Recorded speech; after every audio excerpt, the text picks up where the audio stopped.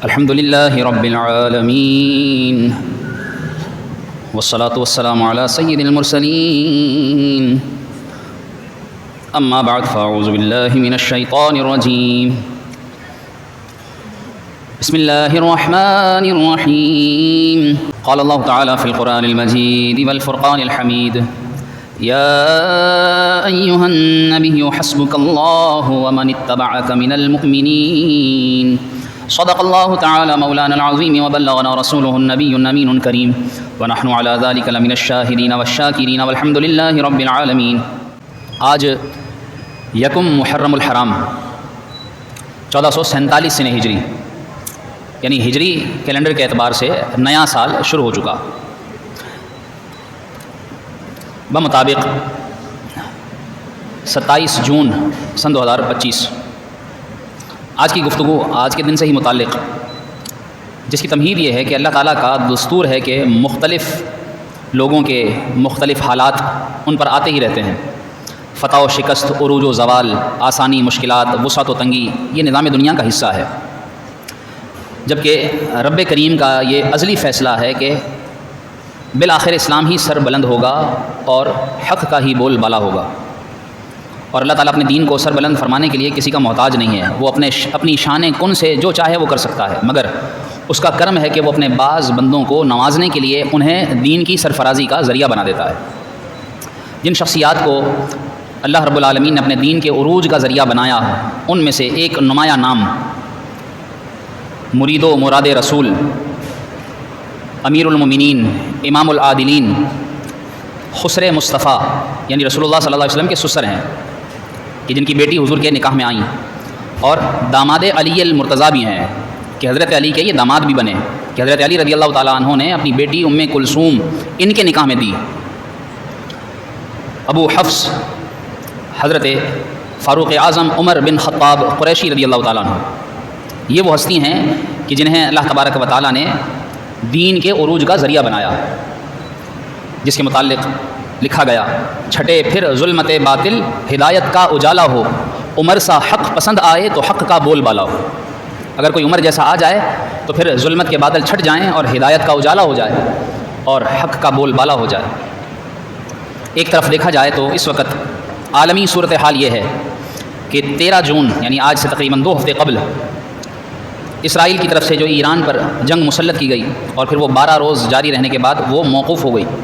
اس بات پر تو خوشی ہے کہ اس جنگ میں امریکہ کی طرف سے جلدی پر تیل ڈالنے کے باوجود ایران نے 2 عالمی بدماشوں کے سامنے سرنڈر کرنے یا صلح کرنے میں پہل کرنے کی بجائے جنگ بندی شروع ہونے تک اسرائیل پر میزائلی حملے جاری رکھے، حتیٰ کہ صہیونی دہشت گردوں کے سرپرست اعلیٰ اور عالم اسلام میں امن کے دشمن امریکی صدر نے یہ محسوس کیا کہ اسرائیل میں توقع سے کہیں زیادہ تباہی ہو رہی ہے، تو پھر جنگ بندی کے لیے وہ ایران کو قائل کرنے کی کوشش کرنے لگا۔ اور پھر یہ بات بھی باعث مسرت ہے کہ ایران نے حکمت عملی کا مظاہرہ کرتے ہوئے امریکی لجاجت کو قبول کیا اور دونوں ممالک میں جنگ بندی ہو گئی۔ دوسری جانب یہ امر بھی تشویشناک ہے کہ مسلم حکمرانوں کو اسلام کی سربلندی کی کوئی فکر نہیں ہے، ہر ایک کو اپنی اپنی پڑی ہوئی ہے، سب اپنے اپنے مفادات کا تحفظ کر رہے ہیں، جس کی واضح دلیل یہ ہے کہ جو جنگ مختلف اعتبار سے مختلف جگہوں پر ہوئیں، رک گئیں، لیکن غزہ میں اب بھی وہی صورتحال باقی ہے۔ اب بھی اسرائیلی درندے اپنی وحشیانہ کارروائیاں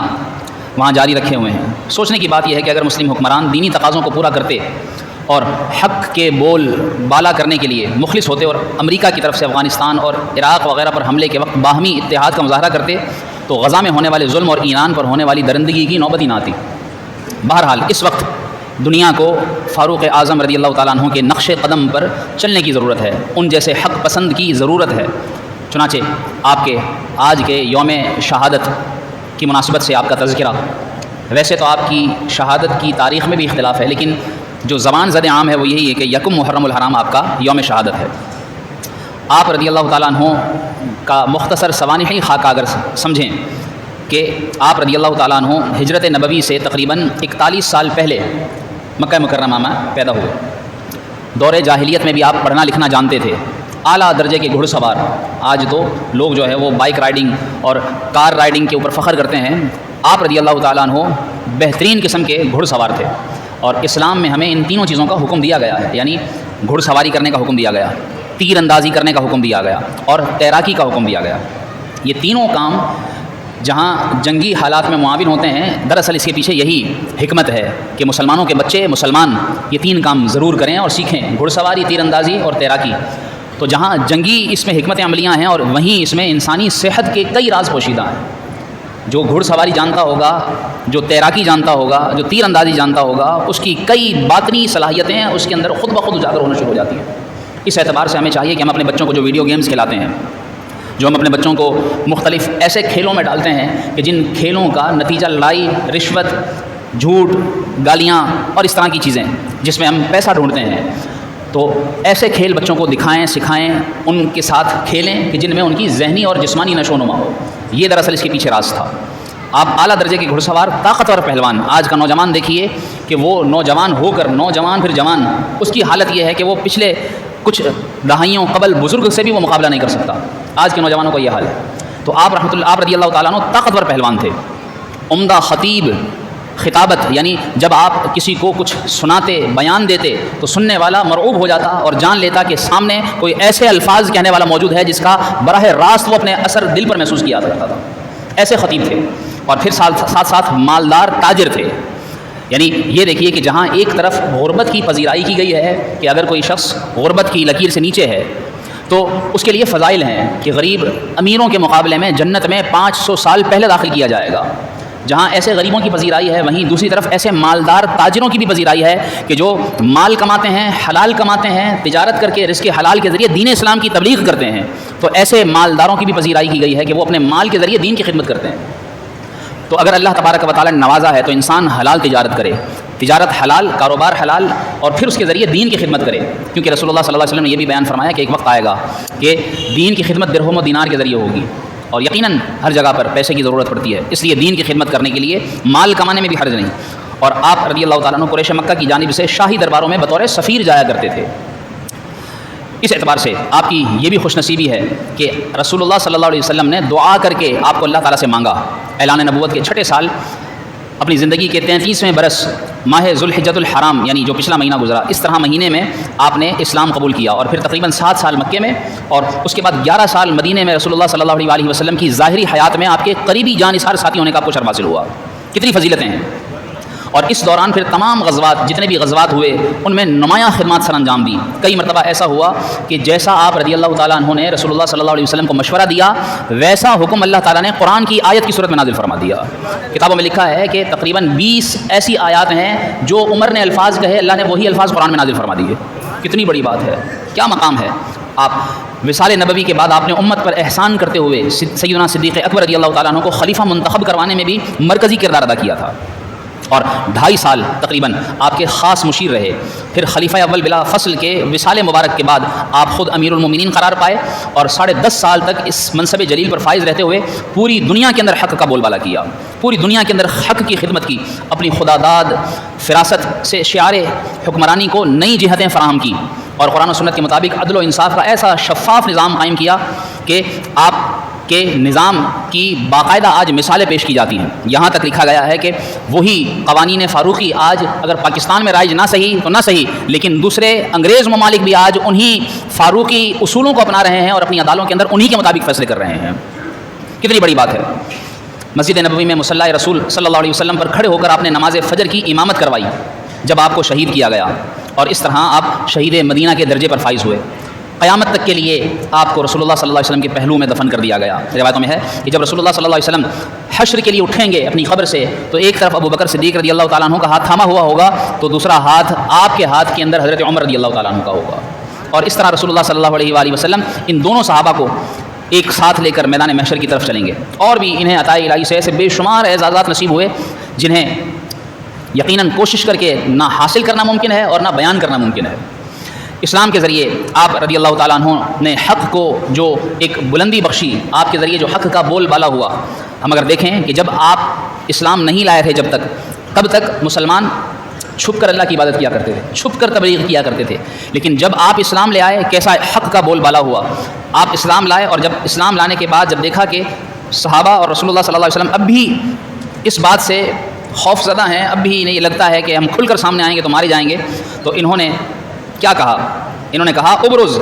اتعبد اللات جہرن ونعبد اللہ سرن، یا رسول اللہ صلی اللہ علیہ وسلم کھل کر سارا سامنے تو آئیے، یہ لات و عزا یہ کھل کر پوجے جائیں اور ہم اللہ کو چھپ کر پکاریں، اس کی چھپ کر عبادت کریں؟ نہیں نہیں، کتابوں میں لکھا کہ حضرت عمر رضی اللہ تعالیٰ عنہ کے اس طرح کے الفاظ، اور پھر آپ نے یہ بھی جب رسول اللہ صلی اللہ علیہ وسلم کے کہنے پر 2 صفیں بنا کر چلے، ایک کی قیادت امیر حمزہ حضور کے چچا اور دوسرے کی قیادت حضرت عمر فاروق اعظم رضی اللہ تعالیٰ عنہ کر رہے تھے، اور جب یہ مسلمان جب کعبے میں داخل ہوئے تو بلند آواز سے حضرت عمر ہی یہ نعرے لگا رہے تھے، اگر کسی نے بچوں کو یتیم کروانا ہے تو میرے سامنے آئے، کسی نے اپنی زوجہ کو بیوہ کرانا ہے تو وہ میرے سامنے آئے۔ آج عمر اسلام لے آیا ہے، پہلے تو مسلمان چھپ کر عبادت کرتے تھے، اب عمر کے مسلمان ہونے کے بعد اب کوئی چھپ کر عبادت نہیں کرے گا، کھل کر اللہ کی عبادت کی جائے گی، اور اس طرح آپ نے حق کا بول بالا کیا۔ تب اللہ تعالیٰ نے پھر آیہ کریمہ نازل فرمایا، یا ایھا النبی حسبک اللہ ومن اتبعک من المؤمنین، اے نبی آپ کو اللہ کافی ہے اور جو آپ کی پیروی مومنین میں سے کر رہے ہیں یہی آپ کو کافی ہیں۔ کتابوں میں لکھا ہے کہ رسول اللہ صلی اللہ علیہ وآلہ وسلم نے باقاعدہ یہ الفاظ فرمائے کہ جب ہم مسجد حرام میں داخل ہوئے تو مجھے اور امیر حمزہ کو دیکھ کر قریش کی پریشانی کی حد نہیں تھی، اور اس دن رسول اللہ صلی اللہ علیہ وسلم نے حضرت عمر کو یہ لقب عطا فرمایا تھا، فاروق، فرق کر دینے والا، کہ جس نے اسلام میں اور باطل کے اندر فرق واضح کر دیا، تب سے آپ کو فاروق اعظم کہا جانے لگا ہے۔ یہ آپ کی شان تھی، کیسی آپ کی شان ہے۔ اس طرح آپ رضی اللہ تعالیٰ عنہ کی خلافت بھی، یعنی آپ کا اسلام بھی ایک حق کے بول بالا ہونے کا ذریعہ بنا، اسی طرح آپ کی خلافت بھی، آپ کی خلافت میں کتابوں میں لکھا ہے کیسی خلافت فرمائی، یعنی مختصر وقت میں کیا بیان کروں، صرف آپ کا تذکرہ کر دینا، آپ کی شہادت، آپ کا نام لے دینا، یہ ہمارے ایمان کو گرمانے کے لیے کافی ہو جانا چاہیے۔ یہ نیا سال ہمارے لیے توبہ کا ذریعہ بن جائے۔ پچھلے سال کتنے سال کی، کسی نے 30 سال کی زندگی گزار دی، کسی نے 40 سال، کسی نے 60 سال، کسی نے 80 سال، اتنا عرصہ گزر گیا، لیکن اب تک ہم لوگ صحیح معنوں میں اسلام میں داخل نہیں ہو سکے ہیں، صحیح معنوں میں ہم جھوٹ نہیں چھوڑ سکے ہیں، صحیح معنوں میں ہم نمازوں کی پابندی کرنے والے نہیں بن سکے ہیں، اتنے روزے رکھتے ہیں، اتنی قربانیاں پیش کرتے ہیں، اتنی نمازیں پڑھتے ہیں، اتنا صدقہ و خیرات کرتے ہیں، لیکن سچا مسلمان نہیں بن پا رہے۔ ان کا دیکھیے طریقہ کیا تھا، یہ خود تو کیا، جب یہ اسلام لاتے ہیں ان کے ذریعے اللہ تبارک و تعالیٰ اسلام کو سربلندی عطا فرما دیتا ہے۔ کاش کہ ہم بھی ایسے مسلمان بن جائیں، ہمارے ذریعے حق کا بول بالا ہو، کوئی ہمیں دیکھ کر کہے کہ ہاں سچا آدمی ہے، یہ نہ کہے کہ جھوٹا ہے، یہ نہ کہے کہ بددیانت ہے۔ کاش کہ ہم ایسے مسلمان ہو جائیں، ادخلوا فی السلم کافہ، مسلمان ہو اسلام میں پورے داخل ہو جاؤ، ایک تو خود پورے اسلام میں آ جاؤ اور پورے اسلام کو اپنے اندر داخل کر لو، یہ دونوں چیزیں ہمیں سمجھنی چاہیے ان کی سیرت سے۔ پھر آپ کی خلافت، کتنی خلافت کا آپ کا انداز کیا تھا، کتابوں میں لکھا ہے کہ جب آپ رضی اللہ تعالیٰ عنہ 22 جمادی الاخری 13 ہجری سے 1 محرم الحرام 24 ہجری تک تقریباً 10.5 سال منصب خلافت کی زینت بنے رہے، یعنی 10 سال 6 ماہ اور 8 دن، یہ آپ کی مجموعی خلافت کے تقریباً 3750 دن بنتے ہیں، اور آپ کی خلافت کے دوران ریاست مدینہ میں 13 لاکھ مربع میل سے زیادہ اضافہ ہوا، کم و بیش 1036 بڑے شہر فتح ہوئے، اور مجموعی طور پر 22 لاکھ مربع میل سے زیادہ علاقہ آپ کی دور خلافت کے اندر فتح کیا گیا، اسلام میں شامل کیا گیا، 22 لاکھ مربع میل، یعنی اور کسی حکمران کی، کسی خلیفہ کی خلافت میں اتنا بڑا حصہ فتح نہیں ہوا۔ اور لکھنے والوں نے لکھا، مسلمانوں نے نہیں بلکہ انگریزوں نے، مخالفین نے، انہوں نے کہا کہ اگر 10 سال اور حضرت عمر فاروق اعظم رضی اللہ تعالیٰ عنہ خلیفہ رہ جاتے، پوری دنیا کے اندر اسلام کا بول بالا ہو چکا ہوتا، کوئی کافر زمین پر باقی نہ رہتا۔ یہ آپ کی خلافت کا انداز تھا۔ اس مختصر عرصے کے اندر جو آپ کی جو خلافت تھی، وسیع فتوحات کی اصل وجہ تو اللہ تعالیٰ کی مدد ہی تھی دراصل، لیکن ظاہری اسباب میں سب سے بڑا سبب جو تھا وہ آپ کی ذات کریمہ تھی، آپ کی فراست، حکمت عملی، نظام پر مضبوط گرفت، مجاہدین کی بہترین تربیت، امت کے تمام معاملات میں گہرائی، ذاتی دلچسپی اور روحانی قوت، یہ ساری چیزیں وہ تھی کہ جن کی وجہ سے پوری دنیا پر اسلام کا بول بالا ہوا، اور اس وقت کی بڑی طاقتیں مسلمانوں کے سامنے ڈھیر ہوئی تھیں۔ یہ جو ایران پر حملہ ہوا، اس وقت یہ ایران، یہ فارس، یہ حضرت عمر رضی اللہ تعالیٰ عنہ کے دور میں ہی فتح کیا گیا، اور آپ کی وہ روحانی طاقتیں کہ جب مدائن کی فتح ہوئی تھی، اس وقت علماء نے لکھا ہے کہ اس وقت یہ عراق کی، اب تو یہ عراق کی حدود میں ہے، اور اس وقت یہ مدائن ایران کی حدود میں تھا، جب دور فاروقی میں یہ ساسانی سلطنت کا دار الحکومت تھا، یعنی فارس جو ایران کا سب سے بڑا اہم شہر تھا۔ کتابوں میں لکھا ہے کہ جب حضرت عمر رضی اللہ تعالیٰ عنہ نے مدائن کو فتح کرنے کے لیے سیدنا سعد بن ابی وقاص کی قیادت میں لشکر روانہ کیا، اور وہاں مجاہدین نے دریائے دجلہ کو کراس کرنا تھا، عبور کرنا تھا، تو وہاں کے شہر والوں نے بھرپور دفاعی عملی حکمت کو اس طرح مد نظر رکھتے ہوئے تمام کشتیاں ساحل سے غائب کر دی، حتیٰ کہ وہاں کوئی پل بھی موجود نہیں تھا کہ اس دوسری طرف سے اس طرف آیا جا سکے۔ اب دیکھیے آخرکار سیدنا سعد بن ابی وقاص جو کس کے مقرر کرتا تھے، حضرت عمر رضی اللہ تعالیٰ عنہ کے، ان کی وہ روحانی طاقت اور وہ روحانی پاور تھی کہ ان کو ایسی تربیت دی تھی کہ جب انہوں نے دیکھا کہ اب اس طرف جانے کا کوئی انداز باقی نہیں ہے، تو انہوں نے کہا کہ اب ہم پیدل جو ہے وہ گھوڑے دریا میں اتاریں گے، اور پیدل جائیں گے اور اس کو پیدل کراس کریں گے بغیر کشتیوں کے اور بغیر کسی پل کے. کتابوں میں لکھا ہے کہ جب انہوں نے یہ الفاظ کہے مجاہدین سے فرمایا نستعین باللہ, اللہ سے مدد مانگتے ہیں, ونتوکل علیہ وحسبنا اللہ ونعم الوکیل, ہم اللہ سے مدد مانگتے ہیں, اسی پر بھروسہ کرتے ہیں, وہی ہمارا کارساز ہے, وہی ہمارا کام بنائے گا. لا حول ولا قوت الا باللہ العلی العظیم. یہ الفاظ کہے اور کہتے ہیں کہ ہم جب دریا میں اترے, کہتے ہیں جب دریا میں اترے تھے تو ایسے باتیں ہوئے کرتے ہوئے آپس میں گزر رہے تھے اور پتہ بھی نہیں چلا, یوں لگا کہ جیسے خشکی کے راستے سے دریا پار کر چکے ہوں, ایسے پار ہو گئے. اسی کو تو آپ ڈاکٹر اقبال نے بیان کیا ہے کہ دشت تو دشت دریا بھی نہ چھوڑے ہم نے, بحر ظلمات میں گھوڑے دوڑا دیے ہم نے, کہ ہم نے اس طرح ان دریاؤں کے اندر گھوڑے دوڑائے ہیں. اسی طرح آپ جب نہاون کی فتح پر کو دیکھیے کہ حضرت عمر فاروق اعظم کی کس طرح کی روحانی پاور تھی, کہ صحابہ لکھتے ہیں کہ جب ہم ایک مقام پر تھے اور مشکل ہو رہا تھا اس نہاون کو فتح کرنا, تو کہتے ہیں کہ اس وقت حضرت عمر رضی اللہ تعالیٰ عنہ خطبہ دیتے ہوئے ممبر پر موجود ہیں مدینے میں, اور نہاون ایران کا شہر ہے, وہاں سے آپ رضی اللہ تعالیٰ عنہ جب اپنے لشکر والوں کو صدا لگاتے ہیں یا ساریہ الجبل, یا ساریہ الجبل, اے ساریہ, پیچھے دیکھو پہاڑ کے پیچھے سے دشمن آ رہا ہے. وہ کہتے ہیں کہ ہم نے پیچھے توجہ کی, دشمن کو دیکھا اور پھر انہیں مار بھگایا اور فتح حاصل ہوئی. کہتے ہیں جب مدینے پہنچ کر حضرت عمر رضی اللہ تعالیٰ عنہ کو بتایا, صحابہ سے بات ہوئی, تو کہتے ہیں یہ وہی وقت تھا جب حضرت عمر ممبر پر بیٹھ کر یا ساریہ کہہ کر بتا رہے تھے کہ تمہارے پیچھے سے دشمن آ رہا ہے. سبحان اللہ, کیا شان تھی ان کی, کیا ان کی روحانی طاقتیں تھیں, کیا ان کے پاور تھے. کاش کہ ہم ان کے طرز کو اپنائیں اور ہم ان کے انداز کو اپنا کر اپنی زندگیوں کو بدلنے کی کوشش کریں. محرم الحرام کا یہ مہینہ ہمیں یہ پیغام دیتا ہے کہ ان کی شہادت کو یاد کریں, ان کے طرز کو یاد کریں, ان کی سیرت کو اپنائیں, اپنے بچوں کو یہ سیرت سکھائیں, بتائیں, سمجھائیں اور انہیں اس طرز پر چلانے کی کوشش کریں. ان جیسا عدل و انصاف, ان جیسی کیسی دین میں پختگی تھی, کیسا ان کا عدل کا نظام تھا, کیسا انہوں نے اسلام کی خدمت کے لیے خود کو وقف کیا تھا, کیا کیا بیان کیا جائے. الغرض یہ محرم الحرام کا مہینہ ہمیں ان کی شہادت, یعنی یہ پہلا دن بھی ہمیں قربانی سکھاتا ہے سال کا, اور ہمیں سال کا آخری مہینہ یعنی ذوالحجۃ الحرام جس میں ہم جانوروں کی قربانیاں پیش کرتے ہیں وہ بھی ہمیں قربانی سکھاتا ہے. تو ہم اسلام کی خاطر قربانیاں دیں. آخر میں یہ ذہن میں مسئلہ رکھیں کہ محرم الحرام بھی یہ انہی مہینوں میں سے ہے جنہیں اللہ نے عزت و حرمت عطا فرمائی ہے. یہ حرمت والے مہینوں میں سے ہے, 3 لگاتار, ذی قعدۃ الحرام, ذوالحجۃ الحرام اور محرم الحرام, اور چوتھا رجب.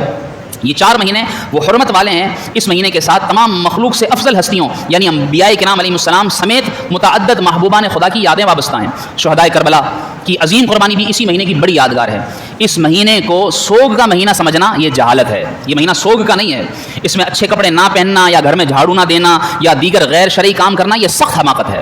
یاد رکھیے, ان جاہلانہ حرکتوں کی بجائے نیکی کا کام زیادہ سے زیادہ کریں اور اہل بیت سمیت تمام محبوبان خدا اور اپنے متعلقین کو ایصال ثواب کریں. اللہ تعالی ہمیں ماہ محرم الحرام کی عظمتیں اور اس کی حرمت کا پاس رکھنے کی توفیق عطا فرمائے. خاص طور پر جس طرح پچھلے کچھ سالوں قبل ہوا کرتا تھا کہ لوگ اپنے گھروں کے اندر ٹی وی چلانا بند کر دیتے تھے, گانے چلانا بند کر دیتے تھے, کاش کی اتنی تو اس کی حرمت کا یہ پاس رکھیں کہ کم سے کم یہ گناہ نہ کریں اور شہداء کی قربانیوں کو یاد کریں. اللہ تعالی ہمیں عمل کرنے کی توفیق عطا فرمائے. وہ لطف زندگی پایا نہیں کرتے یادیں, مصطفیٰ سے دل کو بہلایا نہیں کرتے